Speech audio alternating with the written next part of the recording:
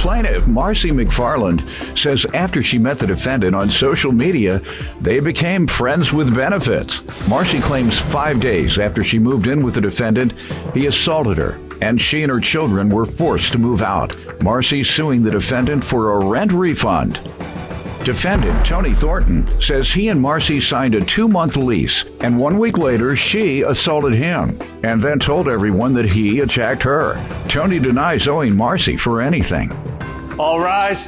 This court is now in session. The Honorable Judge Greg Mathis presiding.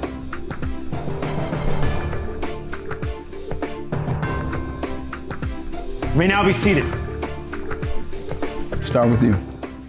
I moved in with Tony, and 5 days later, he assaulted me. Did you know him? How long had you known him before you moved in with him? I met him in 2016. We met on Facebook. We had a friends with benefits relationship at some point, and so I guess about 2 years. 2 years before you moved in with him? Yes, sir. And you all were dating regularly, or just he was doing drive-bys, just kind of stopping by? Just every once in a while, we would go out for like lunch or dinner or watch a movie, and then whatever happened. All right. And so you didn't know of any violent ways that he may have? No, sir. I thought he was any temperament problems? You all have any falling out during that time? No, sir. So, okay. And what else you want me to know other than 5 days after he assaulted you? Did you go to the police or just kind of said, I hope he doesn't do it anymore and give him a second chance? What happened? When it happened, he asked me to come in the kitchen. He said that my 15-year-old had spilled soup in his microwave.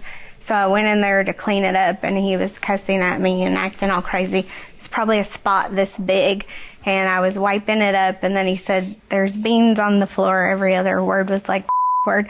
And while I was cleaning it up, he grabbed me by the neck. I'm like a whole 4'10", and he's 6 foot something, and he threw me on the ground. That's not true, Your Honor. I have pictures of my... Let me see your pictures. There's a bruise on my leg, there's a mark on my arm, and there is one of the wall where I got pushed into the wall as well. And she's completely lying, sir. So what happened to your leg again? When he threw me on the ground, my leg hit the door frame. Hold on, sir. What? When he threw me on the ground, my shin hit the door frame of the kitchen, and the red mark was from the door frame as well on my arm. My children witnessed this too. They heard everything, and they came into the kitchen, my 15-year-old son and my 9-year-old daughter. And so... How did it end? He just stopped after he... No, I told my son to call the police to get my phone. And he started laughing, kind of like this really crazy laugh. And he said, how are you going to call the police when you assaulted me? And my 15-year-old kept saying, come on, let's just go in the other room. Let's just go in the other room. Did they call the police? No, he didn't. We went in the other room and locked the door and stacked some Rubbermaid bins up. You and your son? And my son and my daughter, yes, Why sir. didn't you call the police instead of barricading yourself in the house? I just wasn't sure what to do. I mean, I was scared and I didn't know what to do. Because he's going to contest all that. So I'm just trying to make sense. Yes, because sir. you told your son to call the police, and after being knocked down and assaulted, you didn't call the police at all. Because he did. He called the police first? He called the police, yes. How do you know? Because they came to the door of the room while I was still trying to decide what do we do. Why do you think he called the police? Because she assaulted me, Hold sir. on, sir.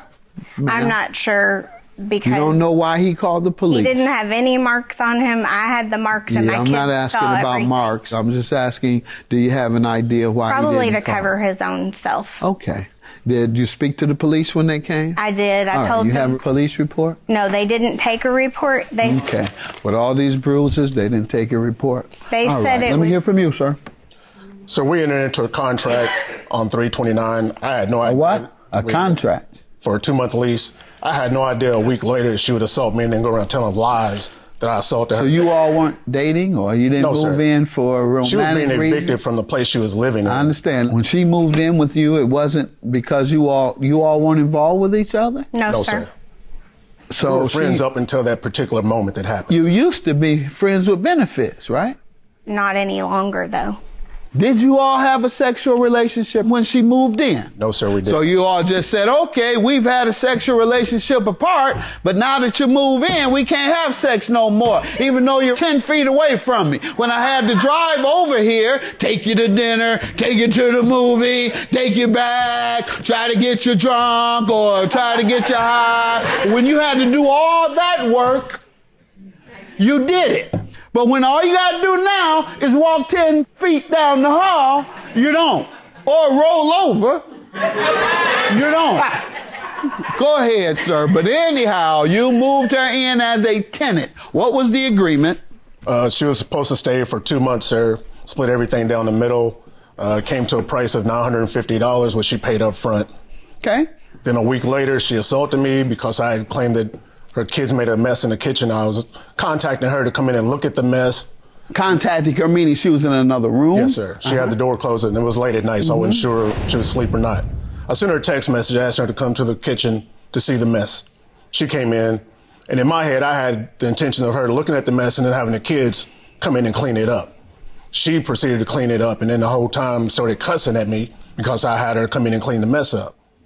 Now, I didn't ask her to clean the mess, but she was cussing me the whole time she was cleaning it with her back to me. So after about the third or fourth cuss word and her being a tenant in my place, I put my hand on her shoulder to have her turn around because we are adults and ask her, hey, what's really going on? Because there's no need for that.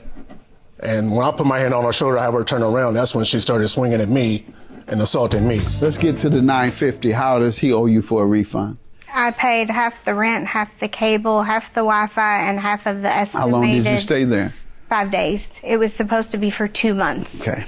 All right. Is that true, sir? Only 5 days? Yes, sir, it is. All right. So you want your money back. That would mean this is what you refer to as a constructive eviction, meaning you all were no longer suitable to live with each other because it had become a danger in this instance. But certainly, if you can't live with a person for whatever the case may be after you formed a tenancy, then you may be able to get out of the lease based on that legal theory of constructive eviction. We don't get along so much so, or we have fought and we can't reconcile, so I'm getting out of this lease and you have to let me. And that is the case here. You put your hand on her shoulder first, creating a sense of fear, in which case she had a right to defend herself, in which case she also determined that I can't stay here. She was smart to do that, and she only stayed there for 5 days, so I'm giving her her money back. $950. Have a good day. Judge me for the plaintiff.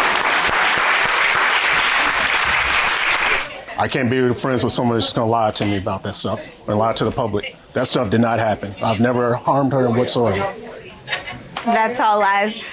We went to a restaurant about a week after this happened, and my kids looked like they had seen a ghost because he and his children were sitting in the next booth.